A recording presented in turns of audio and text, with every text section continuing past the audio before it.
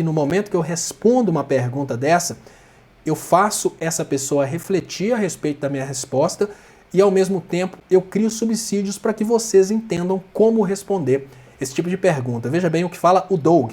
Se o PT é tão bom, por que o nosso país continuou na miséria? Porque quando o governo cortou o dinheiro da educação, vocês não falaram nada. Veja bem, Doug, primeira coisa que a gente precisa pensar é o seguinte: o país continuar na miséria é uma coisa relativa.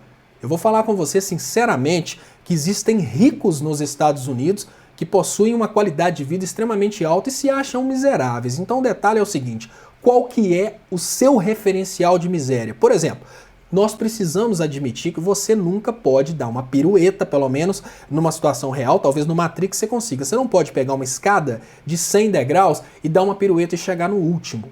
O que a gente precisa admitir é que o crescimento econômico do Brasil durante o governo do PT, ele foi muito mais expressivo que o crescimento econômico do Brasil e PSDB. Nós tivemos 3 fenômenos importantíssimos durante o governo do PT que eu gosto muito de elogiar, que é o crescimento do PIB, a diminuição da desigualdade social, que é a diminuição é representado pelo coeficiente Gini, e a diminuição do desemprego. Eu queria mostrar para vocês uma forma interessante de entender.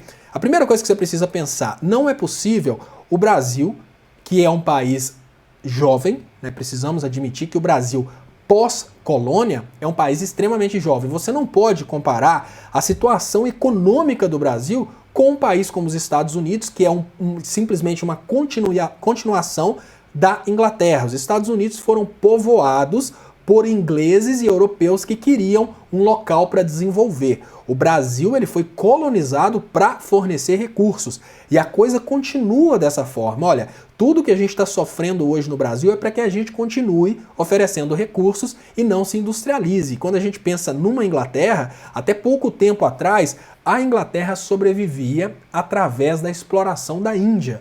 Então é isso que a gente precisa pensar. Então não é que o nosso país continuou na miséria, é que o nosso país está crescendo gradativamente. O Brasil saiu de uma realidade em que ele era mais que 10ª economia do mundo e chegou à 6ª. É lógico que a gente precisa sim admitir que tem muita coisa para melhorar, mas dizer que absolutamente nada melhorou é um pouco de exagero. Então vamos pensar que a gente vai fazer uma pesquisa no Google. A primeira pesquisa que eu recomendo para vocês é simplesmente escrever PIB Brasil. Escrevam PIB Brasil sem escrever absolutamente nada mais para não ficar confuso. Se você escreve PIB Brasil, deixa eu tentar mais uma vez aqui que alguma coisa deu errado, PIB Brasil. Se você escreve PIB Brasil no Google, automaticamente vocês vão receber um gráfico e esse gráfico é bem interessante, bem esclarecedor. Olha só.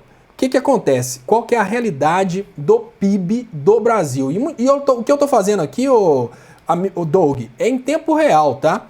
Eu estou fazendo isso aqui, mostrando para você, eu não estou manipulando dados, porque normalmente as pessoas costumam dizer que a gente está usando dados do MEC. Eu não estou usando dados do MEC. O que você precisa ver? Quando a gente fala que o governo do PT melhorou a realidade do Brasil, o que a gente está querendo dizer é que nós melhoramos e não que nós viramos Estados Unidos. A gente precisa admitir que não é fácil assim a gente simplesmente pular de uma realidade em que nós somos um país extremamente destruído pela colonização e chegar aí a ser um país rico como os Estados Unidos em um governo do PT. Não é assim. Vamos pensar o seguinte: quando você pega uma realidade aqui de 1990, quando você pega daqui para cá, você vê o governo do PSDB, que é o que a gente tem medo que volte ao Brasil. Tá vendo? Quando o PT assumiu o poder, a gente teve todo esse crescimento do PIB. A crise econômica mundial trouxe o PIB para cá. Olha que interessante. Nós tivemos esse crescimento do PIB durante o governo do PT, nós tivemos esse pequeno crescimento do PIB durante o governo militar e o governo do Fernando Henrique Cardoso. Porém, a gente precisa admitir que a gente teve essa pequena queda do PIB durante o governo Dilma. Só que é muito importante vocês entenderem que essa pequena queda no PIB que a gente teve durante o governo Dilma, ela foi uma queda que ela foi acompanhada por todas as economias do mundo. Nesse momento aqui em que o Brasil voltaria a crescer foi quando começaram os protestos populares orquestrados por Aécio Neves e Rede Globo, exatamente para que eles pudessem destruir a economia e destruir aí a reputação do PT. Esse é o primeiro detalhe, Doug, que eu estou te mostrando aqui, para você entender que o Brasil não continuou na miséria. Agora, quando você pensa, mas quem conseguiu crescer com essa redistribuição, com esse crescimento do PIB? Porque existe, sim, um papo de que o Brasil cresceu e ele cresceu tão somente para os ricos, e isso não é mentira.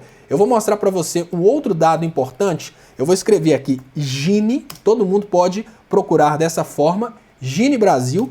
O Gini é o coeficiente que demonstra qual que é a manipulação da desigualdade social. Eu vou ver se eu encontro o gráfico aqui que fica mais fácil. Eu vou colocar Brasil com Z, porque aí eu vou colocar para tentar achar no World Bank, que é onde a gente consegue o Gini de todos os países. Vocês vão ver que coisa interessante.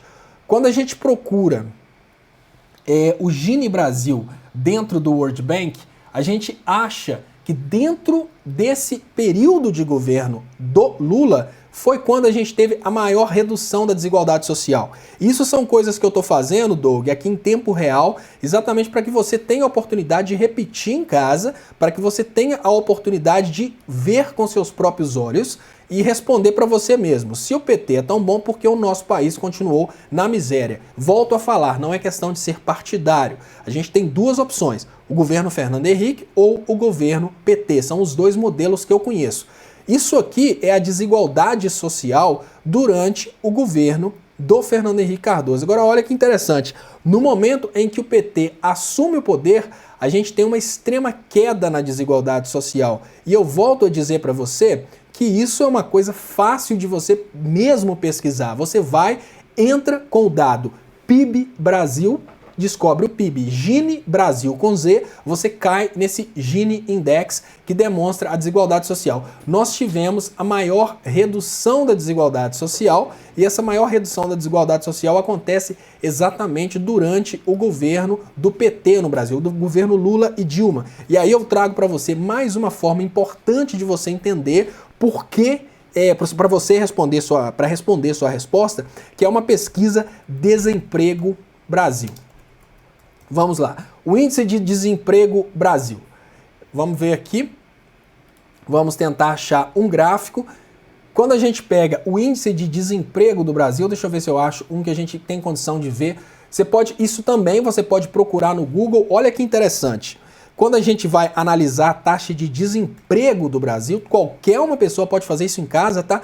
Qualquer um pode chegar, digitar Desemprego Brasil no Google, Gini Brasil com Z no Google ou PIB Brasil no Google e vocês vão ver os dados por ano. Agora olha que interessante, quando a gente pega a taxa de desemprego do Brasil durante o governo Fernando Henrique era altíssima. Aí o Lula assume o poder, depois tem o governo Dilma. No momento em que a Dilma se reelegeu, a gente tinha a menor taxa de desemprego da história do Brasil. Aí eu pergunto para você, se a gente tinha a menor taxa de desemprego da história do Brasil em 2014, o que mudou, o que fez a gente ter redução do PIB depois de 2014, a gente teve um aumento na taxa de desemprego em 2014, por que tudo ficou ruim em 2014? E a resposta, Doug, é muito simples.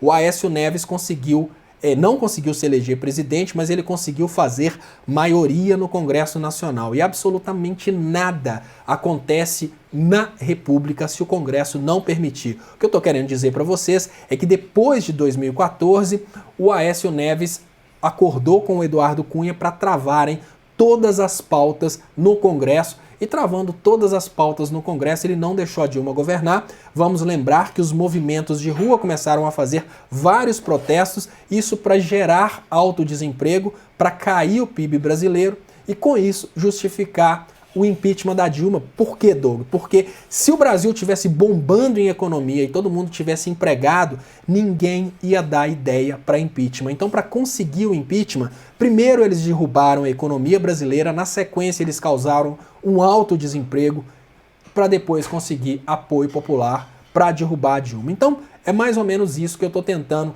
explicar sobre a importância de nós explicarmos para os nossos jovens o que realmente está acontecendo.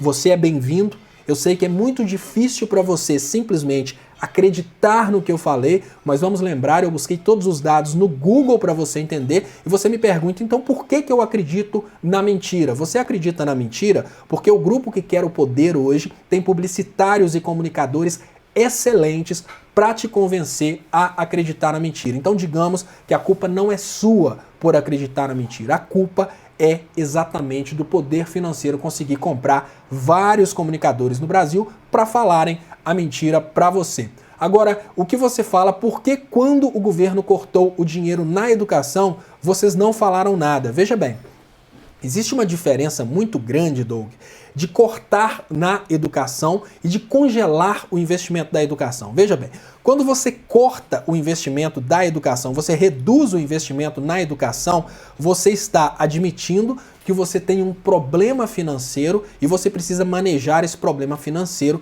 reduzindo gastos em diversas coisas, dentre elas a educação. No mesmo momento em que a gente tem cortes na educação, a gente tem também uma designação de todo o lucro do pré-sal para saúde e educação. Só para você entender, olha, a gente pode ter um gasto do orçamento atual na educação, a gente corta um pouquinho desse orçamento na educação, porque precisamos priorizar, por exemplo, a saúde, mas de imediato a gente tem a designação legal e constitucional de que todo o lucro do pré-sal seria para saúde e educação. Ainda que com gastos na educação, nós precisamos admitir que nós tivemos a construção de 30 e poucas universidades federais, nós tivemos a reativação de todos os Cefetes, praticamente estavam todos inutilizados durante o governo Fernando Henrique. Os Cefetes que antes eram cursos técnicos, eles passaram a oferecer também cursos de nível superior, isso para atrair o mercado para o Brasil, para as pessoas desenvolverem atividades no Brasil, mas depois que você aumenta o investimento de educação de 10 para 1.000, você não pode ser penalizado porque você reduziu de 1.000 para 900. É isso que eu preciso te falar. Por que nós não criticamos tanto a diminuição do investimento na educação antes, mas agora a gente briga por causa do corte do investimento na educação? Nesse momento não se trata de uma redução, se trata de um corte, um congelamento por 20 anos. Só que o congelamento ele não leva em conta a inflação, o que significa que hoje o congelamento que aconteceu durante a PEC dos gastos públicos, ele hoje condiciona a educação a um investimento ainda muito menor. Qual que é o problema do corte na educação? Além de você e muitas pessoas não terem acesso à educação, aos poucos os professores vão largar a atividade de professor porque não vai mais remunerar ser professor. Aos poucos as escolas vão começar a fechar porque não vai remunerar mais ser escola. O que acontece com isso? Aos poucos, os investidores internacionais vão parar de investir no Brasil porque investir num país de analfabetos não vale a pena. Então, é muito importante que você entenda que nós criticamos coisas que são realizadas para toda uma destruição da possibilidade do Brasil ser grande e soberano. Eu acho que deu para você entender. Eu agradeço muito a sua participação e falo como sempre, eu agradeço sempre a participação das pessoas que trazem exatamente os argumentos que estão sendo utilizados para destruir o que nós mais queremos, que é um país soberano.